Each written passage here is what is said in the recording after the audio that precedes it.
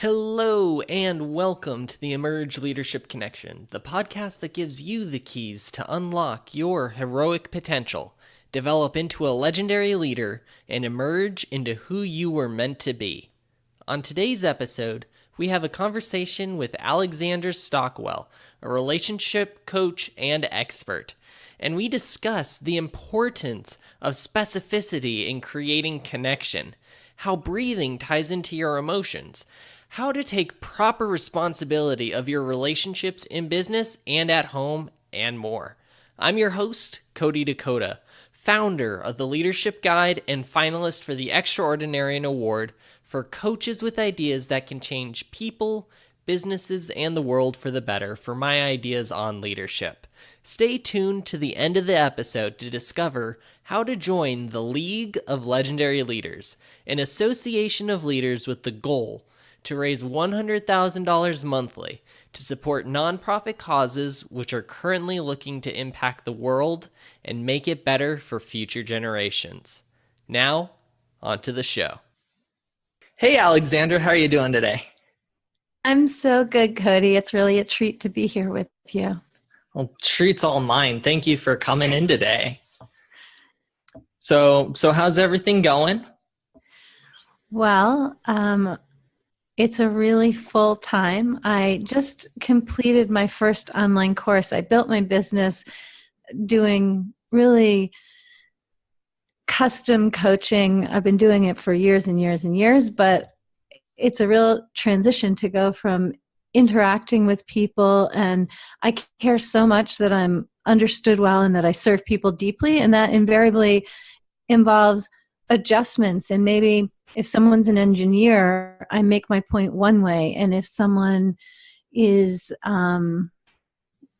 in tech, I make my, well, those aren't so different. An artist, and I make my point another way. And I typically ask my clients, what are your careers, so that I can use images that really speak with them.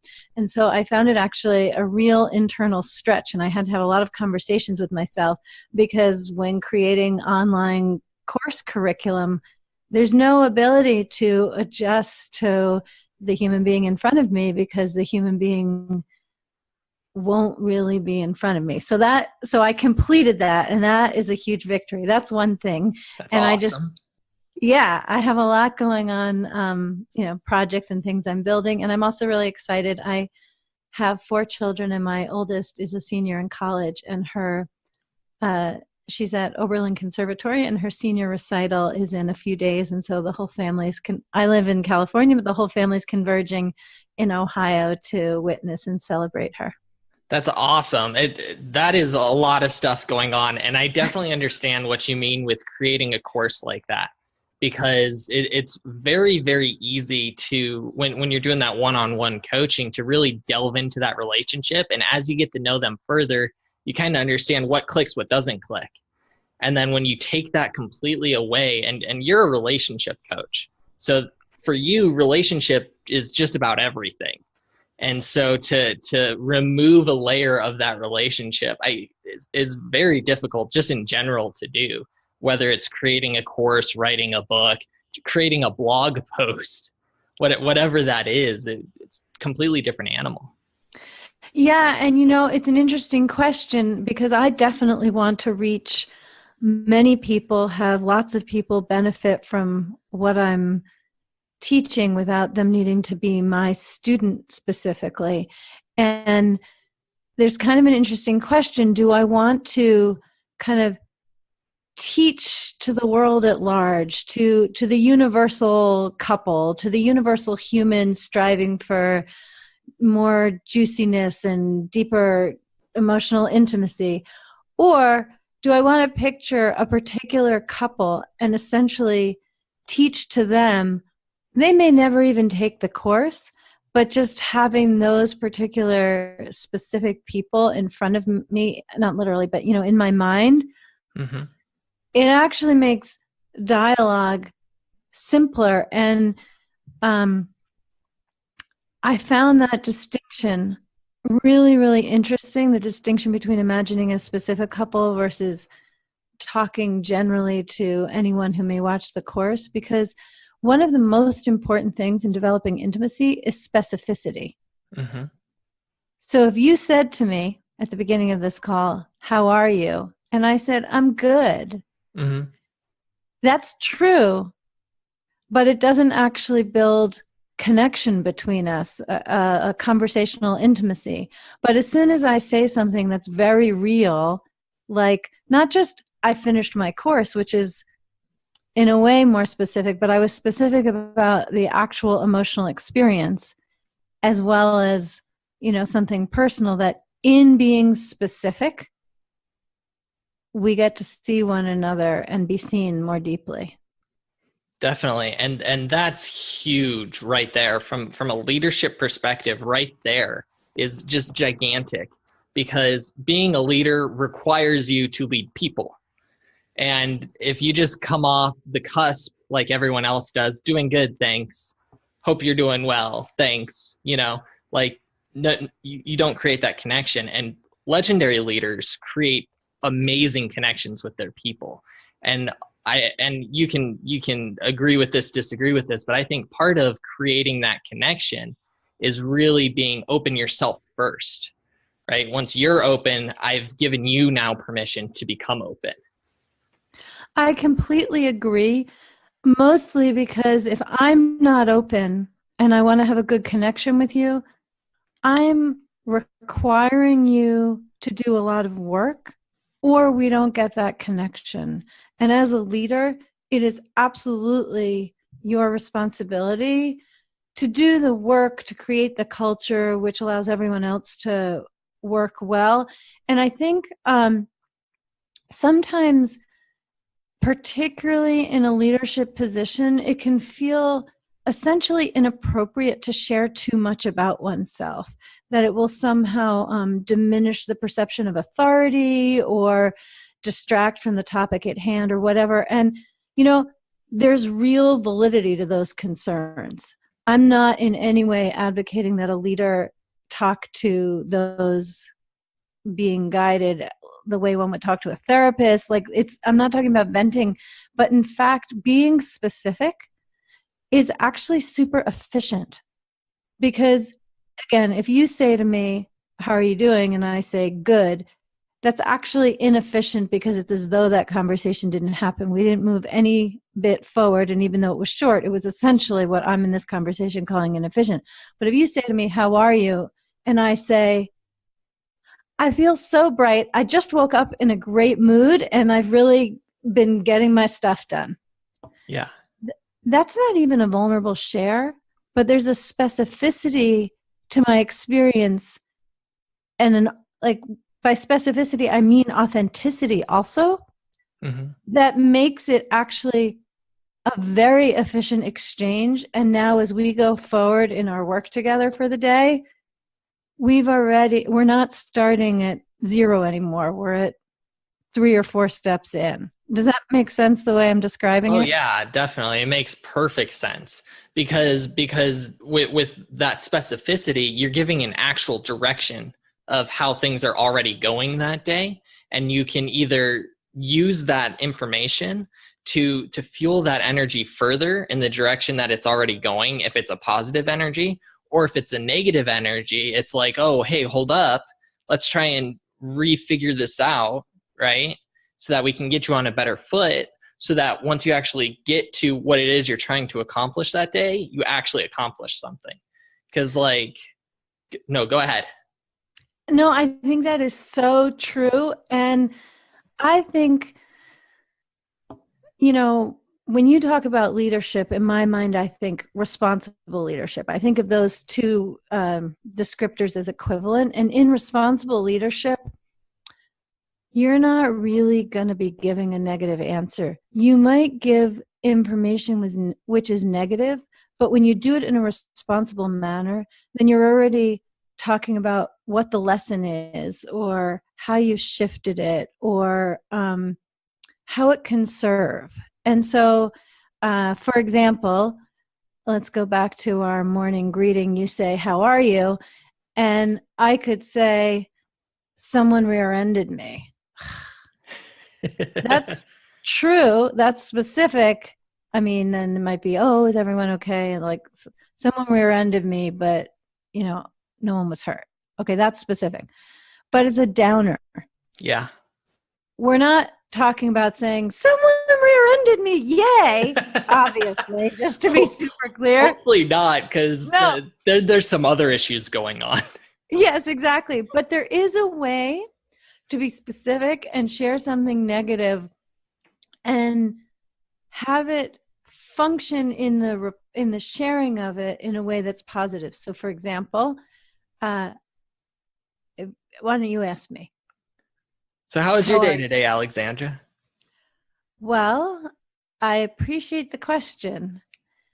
I got rear-ended on the way to work, and it definitely was not what I was hoping for, but I really I think I was moving too fast, and it really caused me to stop and ground myself and collect. And I actually feel more prepared to function in the day having had that wake-up call. Definitely. And what's awesome about what you're delving into right now is this is emotional intelligence from my understanding of it. And so the great thing with emotional intelligence is that there's no such thing as a bad emotion, right? We're in I think we have a society right now where we try to tell ourselves that there are certain emotions that are bad and you should not try to feel them. And so you have these almost cults of like happiness, like we're trying to be happy all the time. It's like, well, that doesn't really serve you well when you're obviously not happy, right? Like if you rear-ended somebody or you got rear-ended, you're probably not happy, and that's okay. What you did in that response was awesome, because it's recognizing that, one, it's okay that you're unhappy. Two, you can pull something positive from that experience. And that's something I recently had an experience with this, actually, where I was going through like a breathing exercise, because I'm trying to work on my physical health. And so I went into this exercise, and it's basically HRV training, where where you're looking at your heart rate variability, which is the beats in between, like the time in between each beat, which will change from beat to beat. And you can measure this and train it to become better. And I went into this session, and I was kind of upset, and I was just like not doing really well. My scores were really, really bad. And all of a sudden I went into, what is that emotion of sadness? Okay, awesome. I have that. And and I told myself, it's not a bad thing that I'm experiencing this sadness. In fact, it's actually a good thing that I'm currently experiencing the sadness, because that means I'm actually experiencing emotion. I remember there's a point in my life where I felt so drained of emotion in general that I didn't feel anything. It was like the worst feeling ever to not feel. And to be able to go into that circumstance and say, I'm thankful that I'm actually able to experience this emotion. It completely changed the heart rate variability from really low scores to really high scores. Like the highest I've gotten, it was insane. And it's just that quick change of how do you perceive that negative emotion that created that change. That is such an amazing thing you've just shared from so many different levels. I am a physician. I was in medicine for 12 years before becoming a relationship and intimacy expert. And so just what you shared brings up all kinds of things. One of them is that in order to breathe really deeply, we need to feel our emotions. And one of the common ways to avoid feeling emotions is to breathe more shallowly. And that's true in acute critical situations, but it's also true just in the everyday stresses of life as well. So I really love, there are alternative modalities like something called breath work, which with a very different context and a very different goal than the one you have, tap into that reality that, yes, when we breathe deeply, things which we've hidden start to emerge. And the other thing, one of the other things I thought of when you were talking is it's kind of a pithy phrase in the personal growth world, but it's also true. And that is, what you feel, you can heal. And the thing about emotions, that it really is astonishing. This never gets old for me. When I'm coaching a client who feels sad, this is easier to navigate actually in the sad emotions. Sometimes fear, anger can be so fiery that it's hard to slow down and really feel it in the way that I'm describing. Because you're just too amped up. You're like, right. Yes, exactly. But it isn't challenging to slow down and feel sadness. And often it's also true of fear. And so I'll guide my clients to just find the courage and sit with that feeling, because we spend so much of our conscious attention on avoiding what's arising within us. And if someone sits with whatever feeling it is, the thing that they're avoiding, they make a joke, they change the topic, there's so many ways that we deflect it, but if they actually just sit with it, surprisingly quickly, it will start to soften. And if it's something relatively benign, it'll just completely resolve and dissipate. If it's something that's much more intense, just, again, it takes courage. It's very easy to talk about it. Doing it is a whole other thing. But just sitting with that emotion, at a minimum, it takes the sting out. And I actually sometimes say, once someone trusts me and they've also accessed their courage, can you make friends with how that feels right now? And very often, people breathe more deeply. So I really enjoy how you brought it up. Completely different path, starting with the deeper breathing. But there's a really important truth about how we live that you tap into when you do that. Definitely. And that whole thing with emotions, whether it's you experiencing it yourself or the people you're leading in your life, whether it's, your wife and children, whether it's the people at work, whether you're trying to do reverse leadership and lead someone who's in a higher position than you, everyone's always experiencing these emotions. And it's so often that we tell ourselves not to feel that.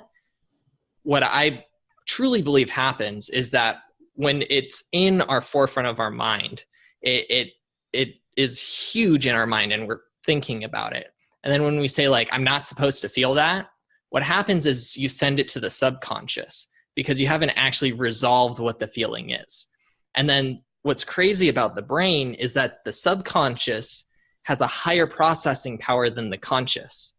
And so it's like 1,000 times more powerful than the conscious mind.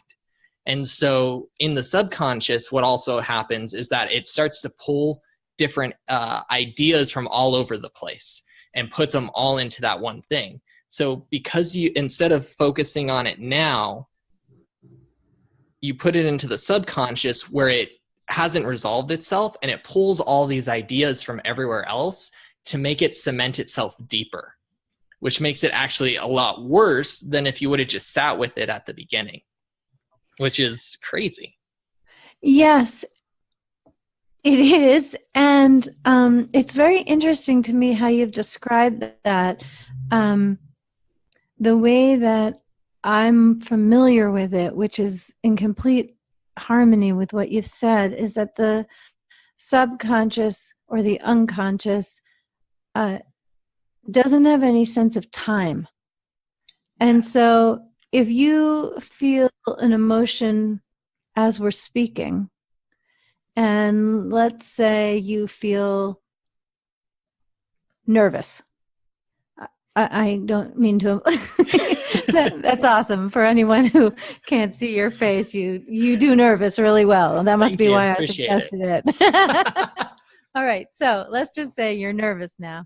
then your unconscious mind makes no distinction between whatever completely mild nervousness you feel in conversation right now and the nervousness you may have felt before going on your first date, and the nervousness you may have felt if you were trying to be helpful when you were 5 years old and you were clearing the table, and in the process you dropped your mother's favorite serving platter and she's not home and you're really nervous for a few hours because you don't know how she's going to respond. And there are probably a whole bunch of other times too. And all of that has like a synergistic exponential impact. And so whatever little bit of nervousness you might feel, if you just like push it aside and override it, then this conversation creates a lot more nervousness in your experience than it objectively actually stimulates. Definitely. And I'm working on a certification right now with this guy named Brian Johnson. Awesome guy. His whole concept is, how do you optimize your life to perform at a higher level than you currently are? That's basically his whole brand. And one of the things he talks about is that our brains can't understand the difference between excitement and nervousness. And so, like, basically the brain registers it the same. And it's our interpretation of that energy that tells us whether it's excitement or if it's nervousness, right?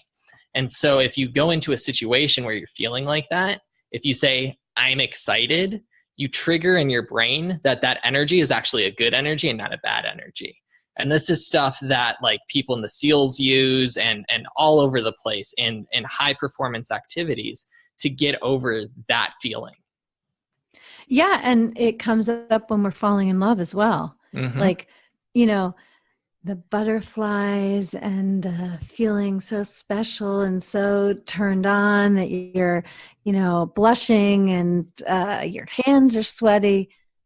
That could just, all of those physiological parameters could just as well be described as, I'm nauseous, I'm like so sweaty, I can't calm down, I can't really focus. Like, two people could, if we were measuring it physiologically, have the same parameters, and the one is like, I feel so in love, I have such a big crush, and the other person is like, I'm so unsettled, I feel nauseous, I can't wait till this is over. Exactly. Awesome. And we all know that, right? Because, we're talking about it as though, okay, so you tell yourself going into a situation, I'm excited. Uh-huh. But really, we dance between both interpretations. And the aim really is to amplify one, and when the other happens, recognize it and pivot. But it will continue to happen. This is not binary. Oh, yeah. Like, this is totally a spectrum. And anytime we're outside our comfort zone, those same feelings can arise, and we need to remind ourselves how we choose to interpret them.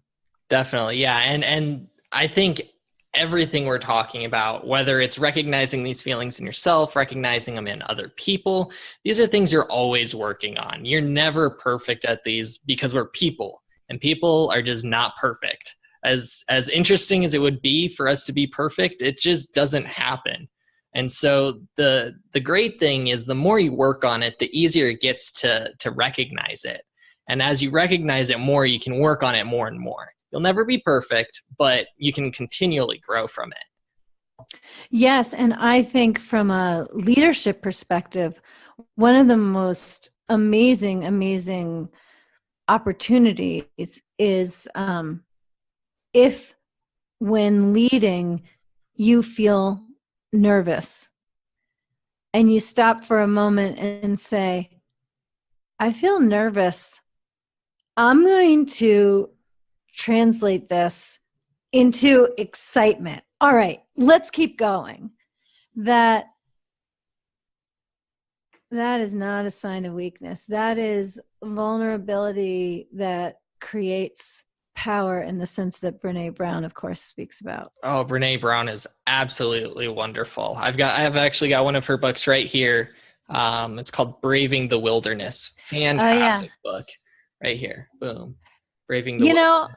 Amazing. Yeah, I love all of her books. I saw flipping through my Facebook feed that she's going to be on Netflix starting in April. I didn't click on it to see what, but it says, can you believe it? Brene Brown only on Netflix. So Netflix is leading in its own way with Marie Kondo and, all these different things. So I'm super excited for how she's going to reach so many more people through that platform. Seriously. And the other thing that, and this is really fascinating, is that means Netflix is delving into a whole new territory. Because as far as I know, there's not really any platforms within the video world that really show people within the personal development world. There are a few out there, but not with the name Netflix has. Right. And so that's a power move. In a way, Oprah, not only is she the seeming gold standard, I do not have expertise in the realm of pop culture or video. So what I'm saying is based on my limited understanding, and it may not be accurate. I'm very clear when I believe I know. I don't know when I don't know. That's okay. But I also know when I really don't know. So this is one of those areas I don't know. But like Oprah really was personal growth without any kind of banner to say so. She, her branding was so genius. And so anyway, people have that meme, but I don't think there's really been any. There've been like various little shows, but it hasn't had the same kind of impact. And I think Brene Brown could. And I have an assumption, which I hope is true, which is that she would never sell out to a media company, that she will, like, it's essential to her message and her brand that she remains authentic to what she's talking about, which is what makes it incredibly exciting, because so many people, when they go into media, it means, yes, they can reach so many people, but they end up making some compromises, which sometimes are significant, sometimes aren't. But I count on Brene Brown not to make those compromises. Definitely, yeah, because her work is completely about authenticity. Like, you have to completely be into who you are. And that's what her book, Braving the Wilderness, is all about, is how do you be brave in this wilderness of the world where people are not authentic with themselves? And how do you come up into this world being that brave self? Yeah, and I think that this is at the heart of leadership. And it's why someone can have, a lower ranked position in a company. I mean, it can be, the janitor or the secretary, or, I'm hesitant to say because I don't want to demean any of those really important positions. But in any case, something which isn't overtly delineated as leadership. Yeah. And when such a person has really cultivated their own authenticity and their own self-responsibility, in other words, taking responsibility for their emotions and their impact and what kind of energy they radiate, that kind of person can be someone who, in the staff meeting or something, they when they speak up, everybody listens. And they Definitely don't speak up often, and they don't say that much. But because of the work that they have done on themselves, whatever they share has a leadership function. Definitely, yeah. And that's a huge piece of leadership in general, is that a position doesn't make you a leader. Because there are a lot of people who are in positions of leadership who absolutely have no leadership capability in them currently. I think everyone can grow in leadership, but where they sit currently, there's no leadership.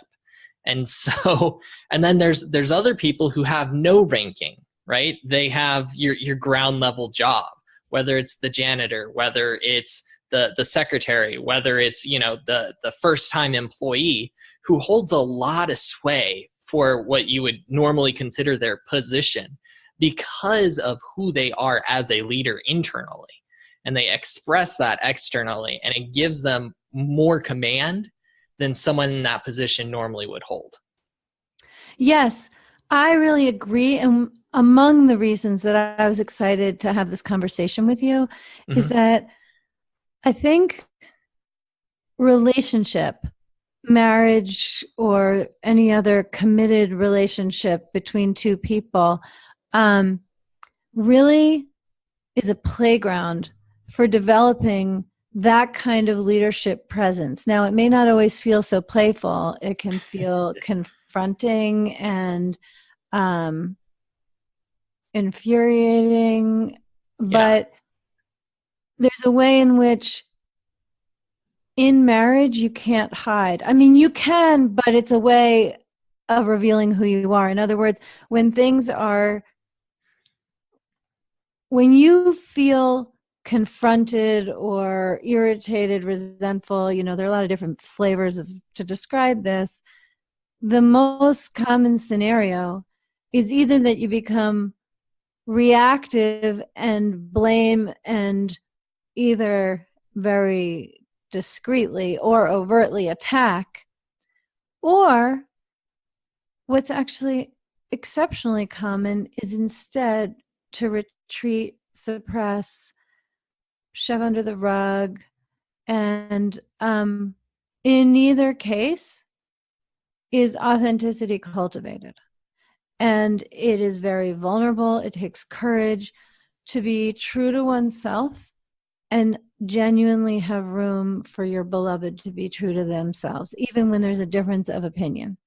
In fact, especially when there's a difference of opinion. And so I really think that in intimate relationship, there's the possibility as equals to cultivate the self-knowledge, which seamlessly translates as leadership in the professional and community context. Definitely. And really, leadership first starts at home. Like, I don't care who you are. If you don't have any form of leadership at home, you're going to have a hard time with leadership anywhere else. And I think that's actually one of the big problems in corporate America, is that there are a lot of people in leadership positions in corporate America who go home by themselves and have nothing for themselves there. And so they go home, they're completely empty as a person. They don't talk to family. They don't have relationships with a significant other. They don't have a friendship life because they're just so dedicated to work, right? That once they get home, it just completely empties them. They get to work, and that's the only thing they have. And that's not the best place to foster relationships. You definitely need to foster relationships at work because it makes that work enjoyable and makes it worth going to. But if you have nothing at the end of the day, you just kind of completely sink as a person. And so you need that leadership at home first. I'm so curious. I don't know if you have any reason to have the statistics on that. I definitely don't, because what I think of as concerning is when someone goes home to a marriage, but it's conflict-free and passion-free, which happens to be the majority of relationships. That it's, there are certainly people who have toxic relationships, volatile relationships, but while super important, it's the minority. The majority have really kind of neutral, flat, conflict-free, and passion-free relationships. And so my attention for years has been on the person who goes home and engages in the kind of marriage that I've just described. And I realize as you're talking that I haven't put so much attention on the person who goes home and is just with themselves and then goes back to work. And hearing you say that, it's gotten me kind of curious about which is actually the more detrimental situation, because for the person who goes home and is depleted and alone, there is an honesty there, and there can be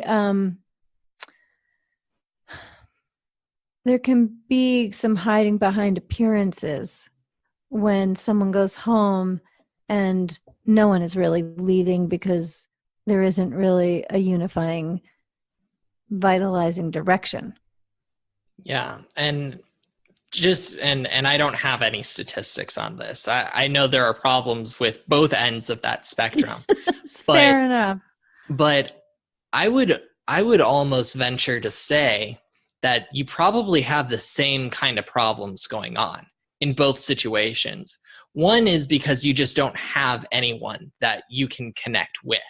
And so that just leaves you feeling drained. But on the other end, you do have people you can connect with, but you're not able to, or you're not willing to connect with them. And in both of those situations, it's really bad. I've been in relationships with people, whether it's romantic relationships or friendships, where I was with them, but we didn't really connect. And what I realized over time, I didn't recognize it right away, but over time, I was really a shell of a person because of that. I wasn't pursuing the things that would make me happy. I would often be dissuaded from pursuing things that I thought would really be enjoying in life. And then I would pursue things that I had no enjoyment in at all because I was pursuing the relationships.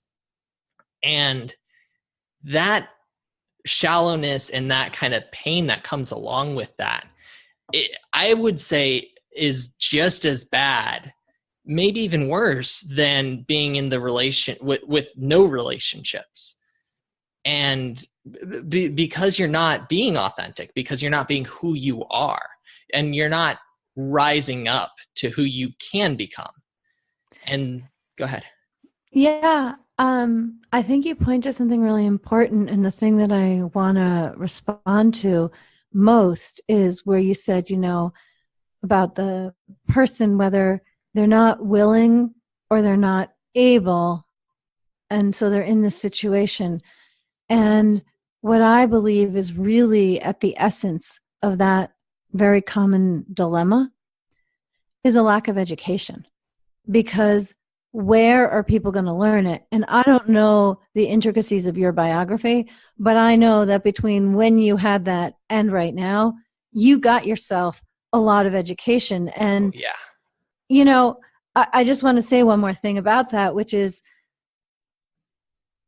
it's not taught in schools how to have emotionally intimate relationships or how to make love, like whether we're, whatever kind of intimacy we're talking about. It's really not taught in schools. And so, maybe there's some education in some churches, but it's pretty formulaic. And so people are left with, well, nowadays the internet, it used to be magazines, celebrities, literature. And I used to ask couples in the first session all the time. I would say, well, is there a couple that you either know personally or in literature, the movies, anywhere, that inspires you? And invariably, people would look at one another and say, I don't think so. And of course, some people are lucky enough to really admire the love that their parents or grandparents or some community members have. But in that situation, admiring that love doesn't mean that you want that relationship. That's another era. They're two different people. And I would say that one of the biggest motivators for me is to bridge the gap in education. Now, there's a lot of different education around, and I'm hoping you're going to share a little bit about the education that took you from the way that you described to the way that you are now. And there's a lot for individuals, but there really is not very much, I'll just say, effective education available for couples. And so I really feel passionate. That's why, getting back to the beginning of this conversation, why I made myself create an online course so that I can be one of the contributors to the education gap, which is a very real gap. And how did you close it for yourself?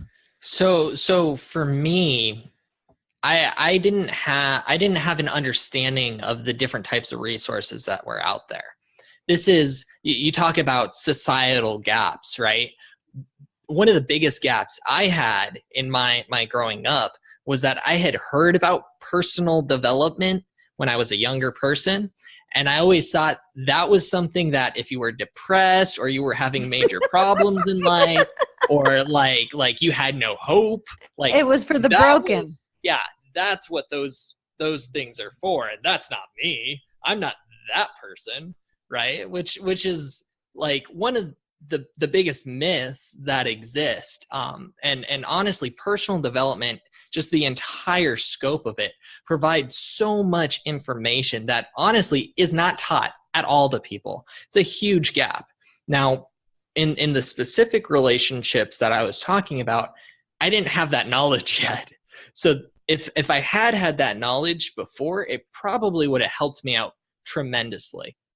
For me, what it really came down to was that the couple relationships just completely fell through. I had people stab me in the back that I did not see coming.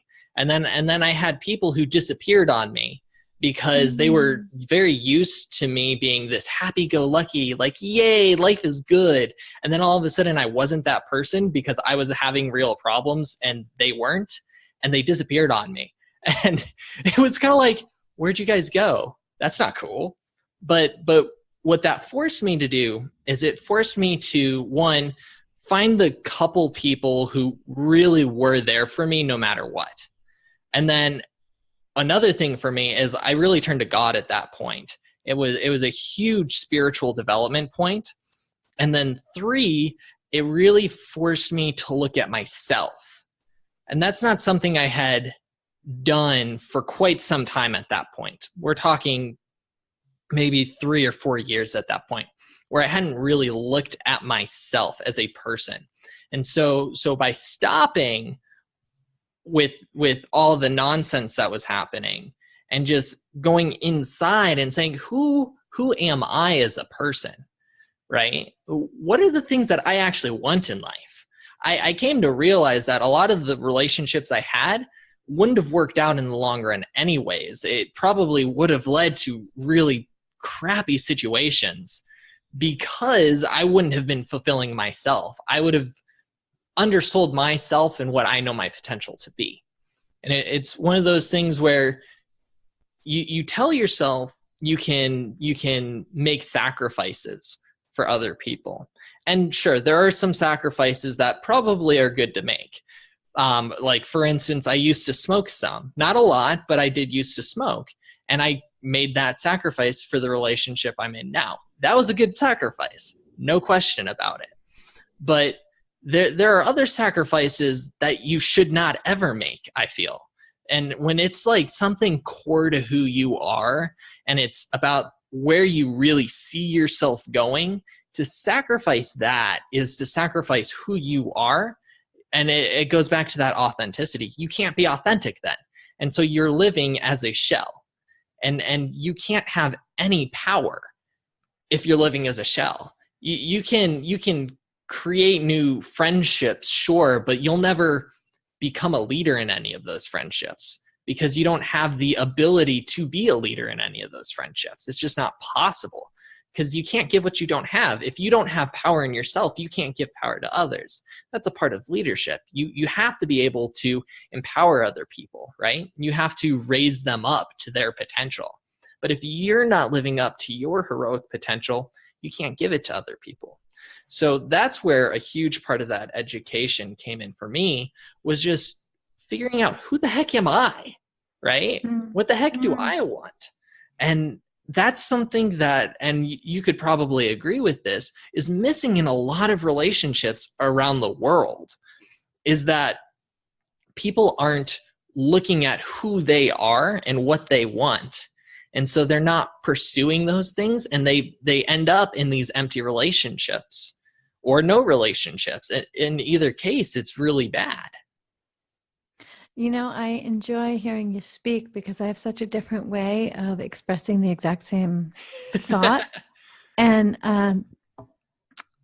one of the things that I talk about is that I think the most common relationship advice that's given is that you need to learn to compromise. And marriage is all about compromise. And in order to be happy, you've got to compromise. And I have exactly the opposite point of view. I think the key to a really juicy, fantastic relationship with real depth and nourishment and collaboration, the key to that is to be uncompromising.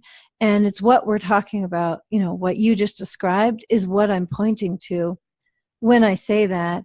And the other thing is that similar to compromise, people often have the idea that a relationship is 50-50. And so, if he or she isn't going to meet me halfway, this isn't going to work. Well, it's not going to work if you don't want it to, or if you choose for it not to, I should say. But to have a really thriving relationship, and that's true of a team that you're leading or a couple or really anything that involves adults who are peers essentially, is for each person involved to take 100% responsibility. So what I say to couples that I'm coaching is, if you want this to be as good as you actually can have it, then you need to take 100% responsibility and you need to take 100% responsibility. And I want to say that's easy to talk about, but to actually do, it took me years to realize, once I understood this and I thought I was taking responsibility, that I wasn't, because anytime I'd say something to my husband, we've been married for 23 years, and I'd say something Which to is my husband. awesome, by the way. Congratulations on that. That is phenomenal in today's world. And I'm so happy that you're having that kind of a relationship. That is needed in the world so badly right now. So thank you for being awesome in that respect. Well, absolutely. It is truly my pleasure. And we didn't have the education and we didn't arrive at the marriage knowing how to do this. This is really, it's been our journey, and one I'm glad to now guide others on. And we each had understood this concept about both taking 100% responsibility. And I thought I was. And I would say something to my husband, and he would say to me, "Are you blaming me?" Because to him, it sounded like I was blaming him. Yeah. And there were times, like initially when he would do that, I'd be like, "Yeah, I am." But then as we got more refined and implemented our education, partly self-generated and partly learned with coaches and seminars and so forth, I would take a moment, breathe, and feel it like we've discussed, and be like, "Oh, I didn't mean to be blaming you, and I didn't know I was, but yeah, actually, I was blaming you a little bit." And to be really explicit about this, anytime that I'm blaming him for how I feel, I am not taking 100% responsibility, because because victimhood is the opposite of taking responsibility. And insofar as I'm blaming him for my experience, I am functioning as a victim. And of course, this also is not binary. And so I needed to root out. It's like I'd done all of the weeding, but there were some gnarly roots underground that I couldn't see and I couldn't hear and I truly wasn't aware of.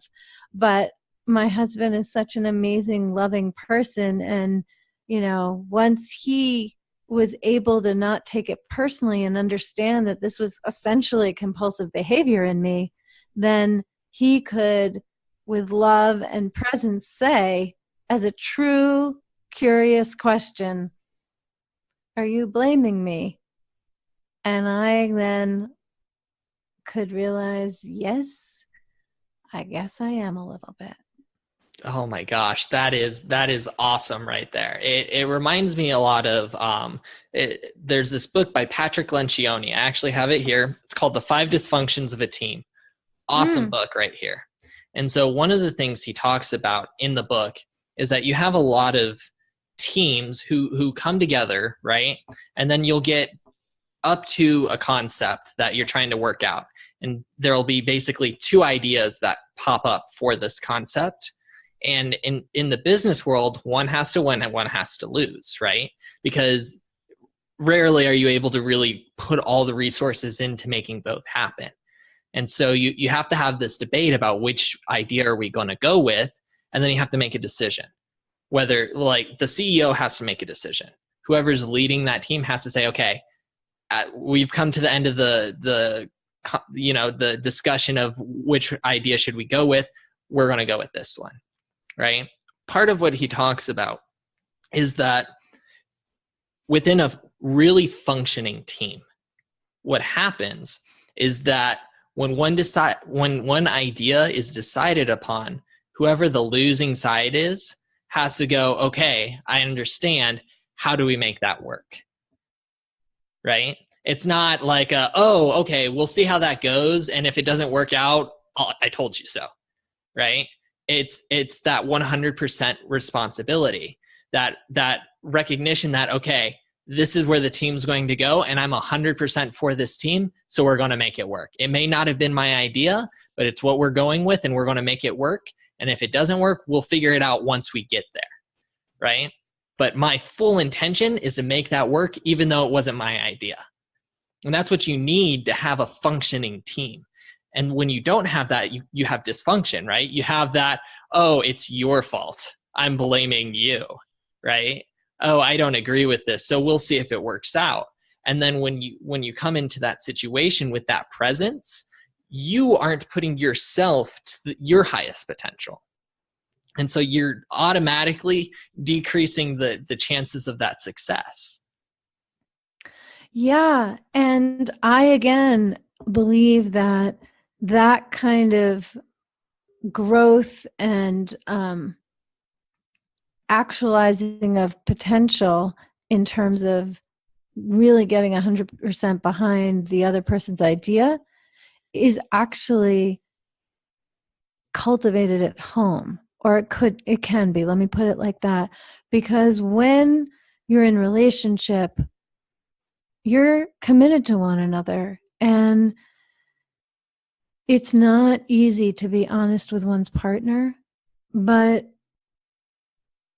especially with guidance, but even certainly without, it can be cultivated. And really, you can't ever count on someone that you know in a professional context being as honest about your impact, which is, another very a foundational element in emotional intelligence, or in developing it, is feedback. We need to learn to receive the feedback in order to integrate it, because that feedback is not anything that we know about ourselves. And definitely. It's particularly the feedback, which is, I'm going to say in quotes, negative feedback, that is the best teacher for us to learn to take 100% responsibility, for us to create win-win-win situations. And with the right intention, we can rely on our spouse to be honest with us, or we can create a relationship where that is true. Mm-hmm. And we can't really ever be sure we've gotten that far with a team, because people just, they can afford to not say the truth sometimes. Yeah. And really at home, you should if you have that commitment to another person, you should have that openness between each other to one, be able to actually talk to each other about your faults, because we should recognize as being adults and humans that we're not perfect people. So we should be able to point out that, like, hey, in this little area right here, you're not quite so perfect. I understand I'm not perfect too, but hey, maybe we should talk about this, right? You should have that openness in what I believe is the most important relationship, is whoever you've chosen to be with at home. Go ahead.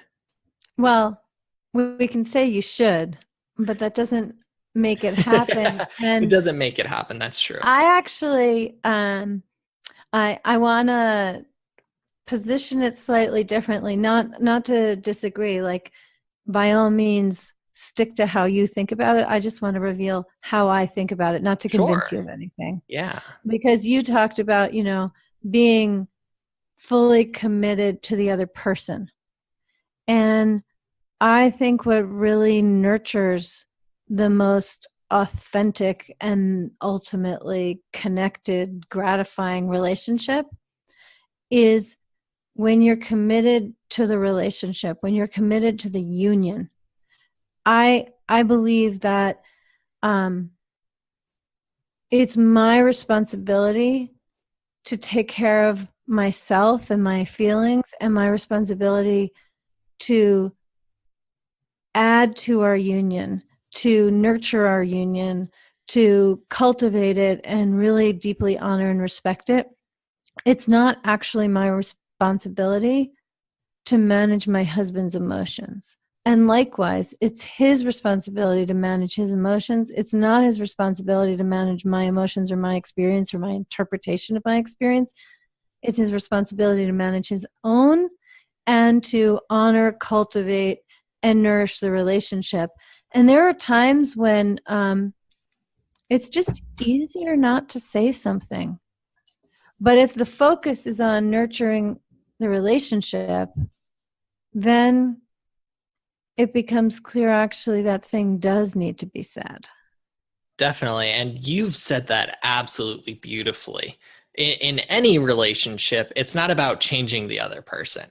It's about honoring what you have with that other person. I love that concept. I do believe you're actually completely correct on that idea, because you can't force another person to do anything, right? If you could force other people to do things, a lot of people in positions would have their way a lot more often, which isn't always a good thing. And so like that just doesn't happen. But you do have to be committed to the relationship that you have with that person. And if they're as committed to that relationship too, you can begin to create that harmony that you're looking for. Now, harmony doesn't always look beautiful and rainbows and butterflies, right? Harmony can actually look kind of ugly sometimes, especially when you're working on actually developing each other and becoming better people each individually, right?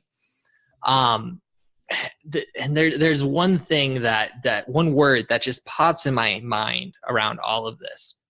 It's curiosity. There's this, I think a lot of people lack curiosity about other people and about themselves too. And so an important part of leadership is being extremely curious about the other person and how do they act in the world, but then also being curious about yourself and how does what I do impact the other people that are around me? Because that curiosity leads to innovation. Curiosity leads to innovation, whether it's a physical innovation or an innovation within yourself, a realization in yourself. You need that curiosity.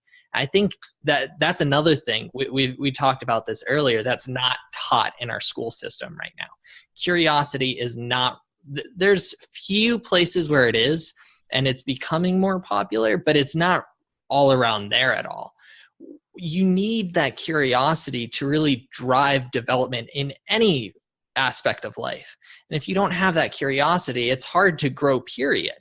And so I would go as far to say you need insatiable curiosity about other people, especially your significant other, because that's going, as long as you're committed to that relationship with 100% responsibility, as you've put it, and they're committed to that relationship with 100%, if only I could speak English, responsibility, right? When you're both committed at that level, that's where you get the most raw information, which creates the greatest area for growth, I feel. I agree. I think the antidote to dying passion or relationships becoming stale is curiosity, but hearing that and knowing how to implement it is the two different things. And so, That's true. you know, when I speak with people, when I'm giving talks, I sometimes say, of course you know your partner. You know your partner really well, but do you know what their most meaningful experience at work was yesterday? Do you know their earliest memory of success? Do you know their all-time favorite birthday celebration? And do you know when your significant other last told a lie or bent the truth a little bit? And there's like so much more. There's an infinite wealth of how much we can learn and see about another person. And people are always growing. So you're not going to exhaust it in any one moment. But even if you did, people grow and change. And the key thing, though, because this is not a challenging concept to understand, and people can become curious and ask questions, even ask questions they've never asked before. But what's so important after asking a question is to receive the response without judgment. Because if you're going to ask a question that has your partner reveal something they've never revealed before, then you're not going to nourish your union if your response is, oh, but you should have done this. Or even if it's nonverbal, you just kind of are dismissive or you brace or something. Like, it's so, so important to be curious and maintain the curiosity for the entire exchange. And one of the complaints that I would say it's more often that women have this about men, but there certainly are some men who have it about women as well. But in any case, one of the complaints that women have about men is, he doesn't share with me what's really going on. Well, okay. That usually, with love, is meant in a blaming way, like he should share. And so one of the things that I teach both of them is that, okay, then she needs to ask and be a yes to whatever response he gives if she wants him to ever share again. Mm-hmm. Like, there has to be positive feedback for the revealing of whatever the answer is to the question. And this can arise with super mundane questions, and it can arise with, much more confronting questions like, are you having an affair, when someone hasn't dared ask it before? But from my perspective, let's get the truth out and go from there. Definitely. Yeah. And that is, oh my gosh, there's so much in that you just said. One, truth. You need truth for a solid relationship. If there's not truth, you'll never have a foundation to build on. The crazy part of my backstory, I grew up raised by 3 women because my father was married to another woman when he got married to my mom. Oh, so I think I knew that. How old were you when you found that out? I was actually 18 when I found that out. Now, I knew from my mother that my father was not necessarily the most honest of people. That was the information she disclosed to me. And so I didn't know just how much information there was to learn until I was actually an adult and she gave me the full details. I'm like, wow, that's a little crazier than I thought it was. But I can very easily see why that whole relationship became destroyed because from the very beginning, it was built on something that wasn't true, right? Mm-hmm. It, Mm-hmm. the relationship going into a marriage is the assumption that this person is not married to someone else, right? That's like a very basic framework part of it. And if that's not true, what else isn't true? And now there's so many things that can come up that you can't answer right then, and that you're not sure you can even trust it, period. And so like any relationship built on lies is not going to last unless you can get rid of the lies and then move forward in only the truth. There's an amazing tradition or ritual that's part of the Jewish wedding ceremony, Okay. where just moments before the actual wedding ceremony happens, everything else has occurred, and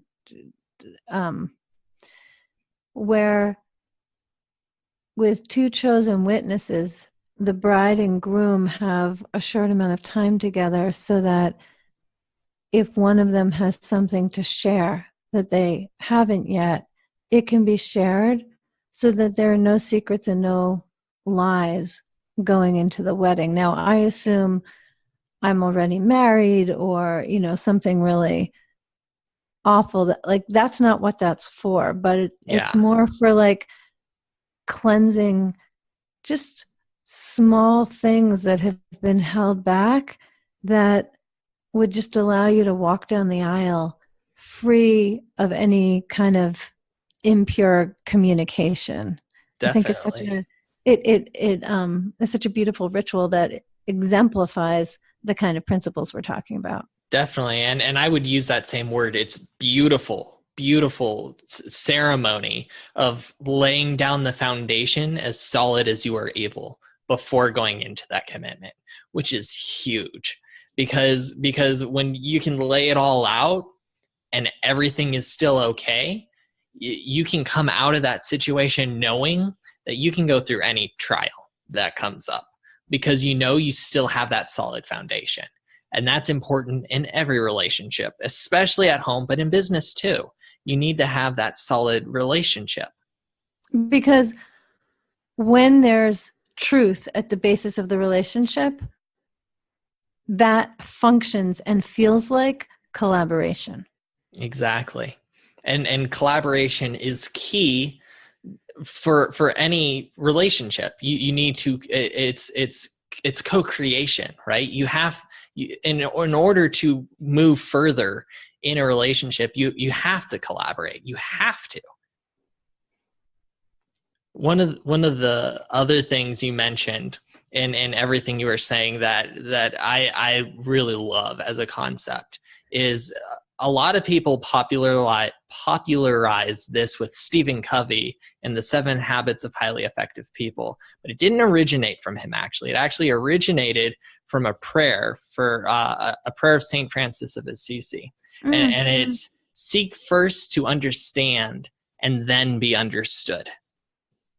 And that is a huge thing that I think everyone should begin to try and understand, because the depth of that, and it's not easy at all to do it. But the depth of how you can create relationships on that one principle alone is huge, right? When you first seek to understand, you have to look at from their perspective without the judgment, like you said, because that judgment automatically says, I'm not looking to understand. I'm just looking to hear and put my own understanding forward, right? Yeah, it's amazing. And it reminds me of that beautiful principle, which not so many CEOs follow, but that when you go into a meeting as the CEO, you should invite each person on your team to weigh in on the topic at hand before giving your contribution. Because once you give your contribution, they're not going to give theirs. So then you're stifling creative possibility. It's much better if you have an opportunity to hear all of it and then respond. Well, it's not a precise correlation, but it's very similar because that's, oh yes, I know what I was saying. I lost my train of thought for a moment, but that is a perfect example of seek to understand before you seek to be understood. And that is something that can be employed in any business meeting, that in any industry and any topic that a leader is going to create an agenda for. Definitely. And tying that back to earlier in our conversation, when you go into that meeting and you're like, I'm laying down the law, this is what we're doing, let's go. You automatically stifle the curiosity and the creation ability of everyone else in that room. Because once you're 100% decided, their whole job is to make that vision come true, right? But when you come in and seek first to understand, one, you're being curious yourself, because you recognize that you're not a perfect person, that your ideas may not be perfect, and there might be something that someone says that either is one, better than your idea, which you just never would have thought of, or two, ties in really well to your idea that would dramatically make it better. And so when you come in to understand first, you're one, igniting your own curiosity, but then you're giving that curiosity to them to come up with those ideas. And that's huge in the long-term success of a business, because you can never have one person make all the decisions on everything. We're just, as human beings, we're not good enough, skilled enough to be able to come up with all the ideas on everything. We're just not that awesome. Like, it would be kind of cool to be that awesome, to be like, yeah, I can make all the marketing decisions, and I can make all the sales decisions, and I can create all the vision, and then I can do all the accounting myself. But like large businesses, you can't do that. It's just too much information, and it takes too much time to become skilled in each of those areas to do it effectively. And so by giving these people the floor, you get their perspective and you get their skill set information to add into the curiosity and to be able to come up with new solutions that not one person could have come up with on their own. It ties back into a Napoleon Hill principle, which is the mastermind principle. And I love this idea. Someone recently told me this idea. It's the 30-30-30-10 principle, right? And so this principle goes like this. Within any given situation, I only have 30% of the information. The person I'm talking with also only has 30% of the information. Together, we can come up with another 30% of the information, right? Which ties very well in with Napoleon Hill's concept, which makes you think, okay, well, that's 30-30, that's 90%. Where's the other 10% go, right? And basically, it's divine inspiration, right? Just something that's so far outside of what we currently know that we can't really pinpoint where that spark of genius came from, right? Yeah, whatever you want to call it, right? That's where that last 10% goes. And so what's awesome about that is you can go into every situation saying, I probably only know 30% of what's going on.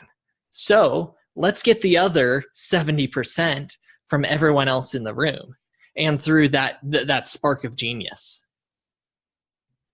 I really, really enjoy that principle. And I really love how you said earlier that curiosity creates innovation, and it also creates connection and creativity, which is, the same thing. And likewise, certainty in knowing creates disconnection.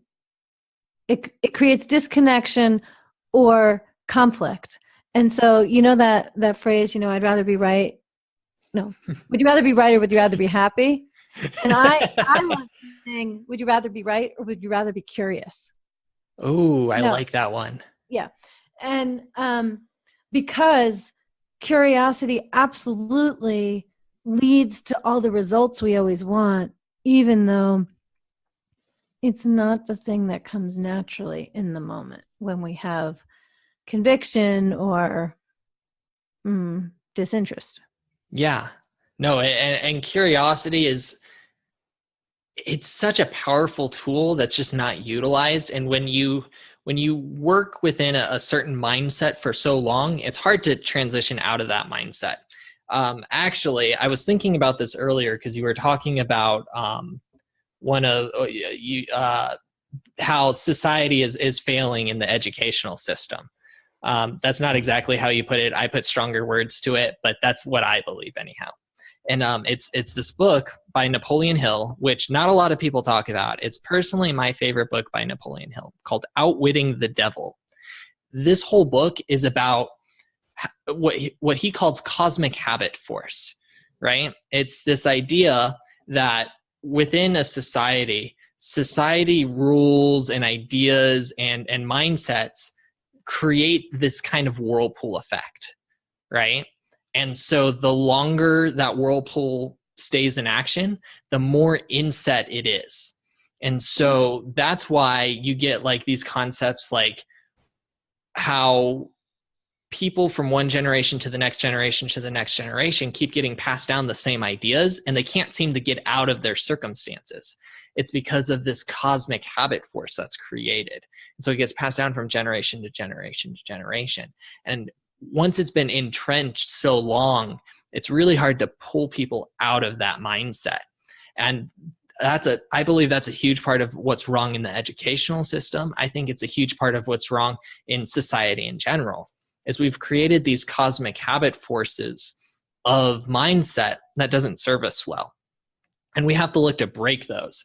And that's not easy, because as that whirlpool gets stronger, right, it pulls you down further, and it takes that much more effort to get up out of it.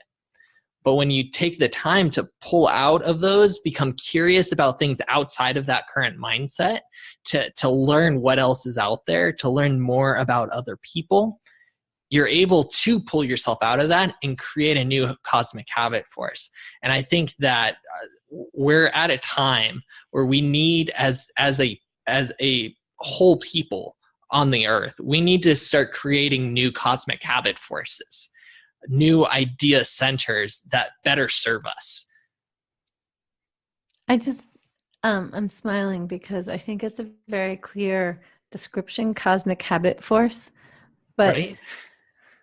Yeah, like the description gives such a good sense of kind of the universal, inevitable, and also personal implications of it. Definitely. Oh my goodness. Yeah. And it's like so many people don't see that they're within those cosmic habit forces, those whirlpools of mindsets. And how powerful would it be to just pull so many people out of that? That's what I'm trying to do in leadership. That's what you're trying to do in relationships. And I mean, you can attest to this. What is the power of that when you see people pulled out of those old mindsets into new mindsets? You know, one of the most amazing things is when it happens, when people make those changes, in the process, it seems so intense, and so the difference is so dramatic.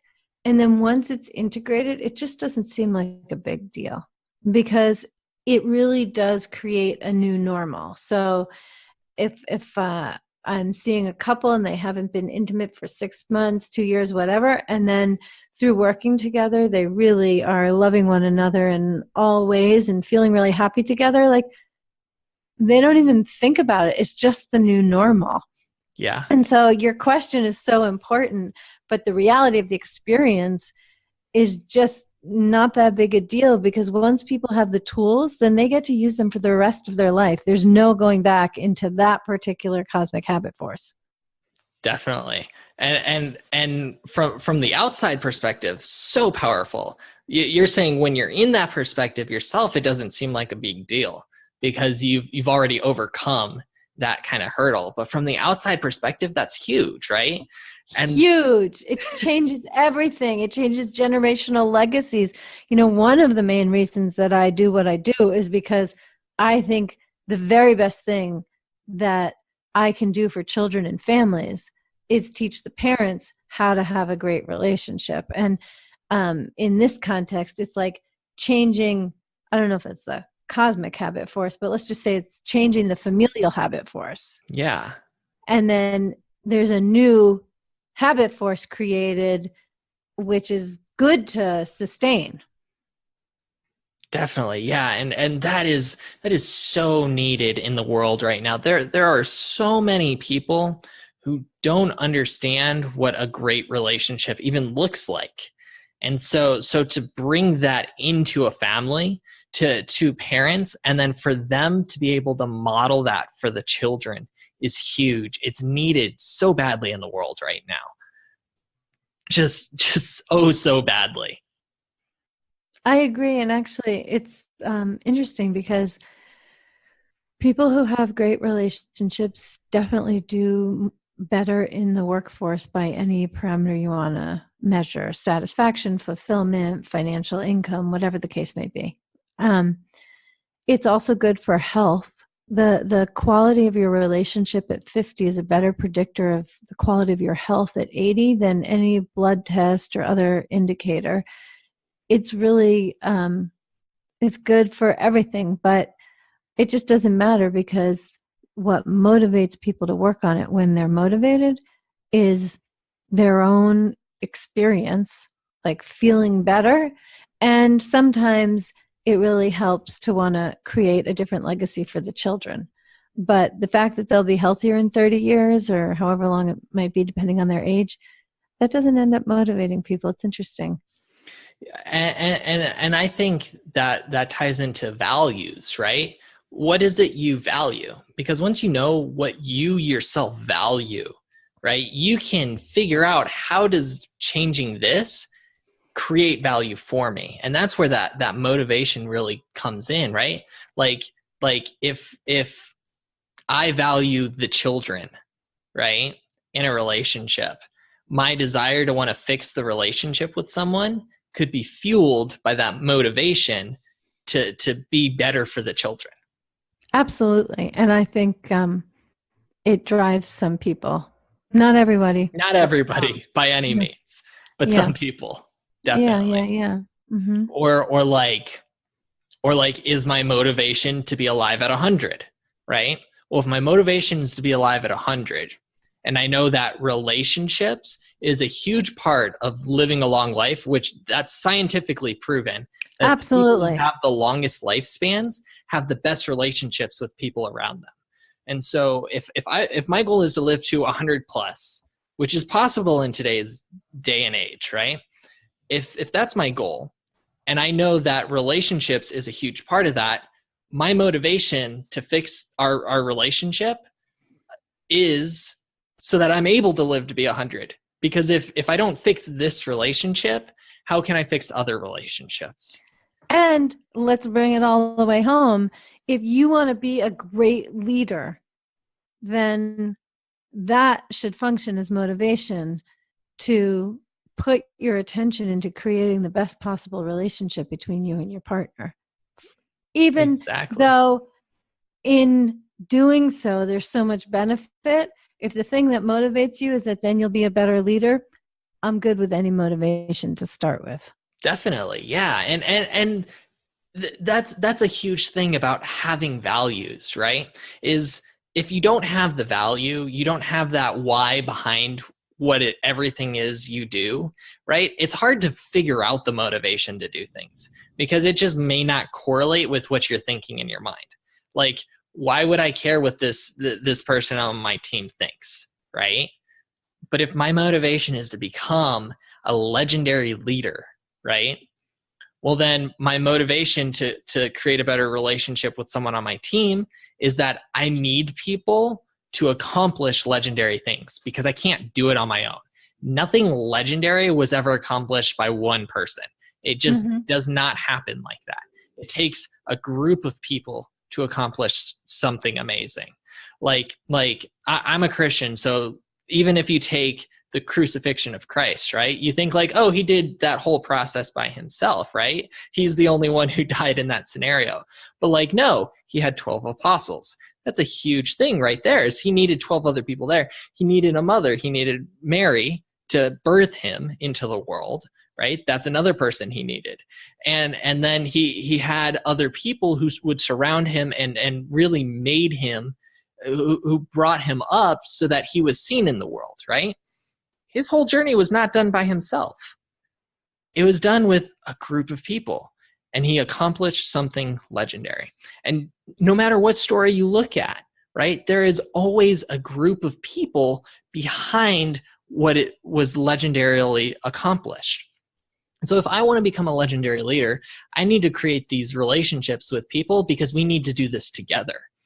And then if I know that I can't come into the work relationship well without having that relationship at home being strong, well, then my motivation to become a legendary leader is I need to fix all my relationships at home so that I can come powerfully into my work so that we can accomplish legendary things.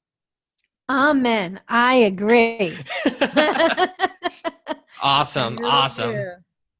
All right. So Alexandra, I've had an awesome, wonderful conversation with you. Just to remind people, let people know what everything it is you do, all the awesome things, and how do they get a hold of you? Okay, great. Well, probably the first place to start is my website, which is alexandrastockwell.com, AlexandraStockwell.com. And I actually have a page on there called Articles and Interviews, which has a whole bunch of podcasts and some articles I've published. And so if anyone just wants to go further, eventually this conversation will be there, but that's all just free content available for people to get more education. And I also have a quiz. It's testyourrelationshipiq.com. So www.testyourrelationshipiq.com. And I think anyone who's listened to this conversation might find it super interesting to look, just seeing what the questions are on that quiz and then getting the results. I think that would be a really great place to start. And there's also a contact form on my website, and anyone is welcome to reach out and talk more about conversation, going deeper, working together, as the case may be. But I think really taking the Test Your Relationship IQ quiz would be a wonderful next step for anyone who cares about the things we've been talking about. Definitely. I would recommend become curious about what you don't know about your relationship and what you can discover about your relationship through an awesomely made quiz. Alexandra, thank you so much. I hope you have an awesome rest of your day. Cody, thank you. What a pleasure. Thanks for listening to this episode. Please make sure to go onto your favorite podcast player of choice and there rate the podcast, then subscribe so you don't miss any episodes. And then, if you truly want to be a leader, share this episode with someone that you know will be impacted, because the best leaders fuel not only themselves, but others as well to their heroic potential. If you want to unlock your heroic potential faster, then you will want to join the League of Legendary Leaders, an association of leaders who are dedicated to unlocking their heroic potential, unlocking the heroic potential of others, and where legendary leaders are born. We also have a goal to raise $100,000 monthly to support nonprofits that are actively undertaking causes to impact the future in areas including neurodiversity, character strength, positive psychological research, homelessness, and more. Seize the call now. Go to www.theleadership.guide and click Get Free Guidance Now to propel you on your journey to legendary leadership. I'm your host, Cody Dakota, and I'm honored to have spent this time with you today. My final message for you today, and listen closely. It's time. Wake up your heroic potential. Let go of your fears and anxieties, and let's discover what is possible on your journey to become a legendary leader. Emerge and become who you were meant to be.